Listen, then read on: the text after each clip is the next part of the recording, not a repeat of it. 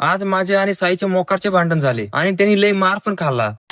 आज नवीन वर्षाचा सकाळ सकाळी पारुसा माझ्या रूमवर आला आणि म्हणाला चल आपल्याला पाडव्याचं सामान खरेदी करायचंय. मग इथे एका आजीबाईंच्या स्टॉलवरती येऊन 3 कडे घेतले आणि तिथून डायरेक्ट गल्लीतल्या मंदिरात आलो. पहिले दर्शन घेतलं आणि एक कडं ठेवलं. तिथून मग बाप्पाच्या मंदिरात आलो आणि बाप्पांना एक कडं डायरेक्ट त्यांच्या हातात घातलं आणि बजरंग बलींचा हात रिकामा नव्हता म्हणून डायरेक्ट त्याने त्यांच्या गदीवर ठेवलं. तिथून गल्लीत आलो आणि आपला छोटा जाऊन आम्हाला कडं द्यायला लागला पण ते खाली पाडून टाकलं. मग नंतर आम्ही निघालो मेसला जेवण करायला. त्याला कटिंग करायची होती म्हणून तो पण आमच्या सोबत निघाला. त्याला म्हणलं आमचं जेवण होईपर्यंत इथं गपचित बस. मग मेस मध्ये आलो. मावशीचा स्वयंपाक चालला होता आणि आज गुढीपाडव्याचं काहीतरी स्पेशल असेलच आणि मग जेवायला बसलो तर आज मस्त पैकी पनीर चपाती शिरा भात. मग पोटभर जेवण करून बाहेर आलो आणि याला घेऊन डायरेक्ट कटिंग करायला आलो. दीपकला पण दाढी करायची होती मग तो बसला होता आणि याला कटिंग करायची होती. यांनी कटिंग केली पण तुम्हाला वाटते की यांनी कटिंग केली म्हणून दाखव म्हणलं कॅमेऱ्यामध्ये तर कुठं दाखवतोय. बरसले ट्राय केलं दाखवायचं पण तो काय दाखवेना. मग म्हणलं याचं लक्ष नसल्यावर दाखवतो. बाहेर निघता निघता दिसली त्याची कटिंग. कटिंग कायची कटिंगच्या नावाखाली भावनी फक्त कल्लेच कापलेत. मग काय असाच रस्त्याला त्यांनी मार खाल्ला आणि म्हणलं थांब तुझ्या घरी जाऊन मिरची मसाला लावून सांगतो. घरचे पण तुला फटके देतील. जाता जाता इथून चकल्या घेतल्या आणि चकल्या खात खात रूम वरती निघालो. ब्लॉग आवडला असेल तर लाईक सबस्क्राईब फॉलो नक्की करा.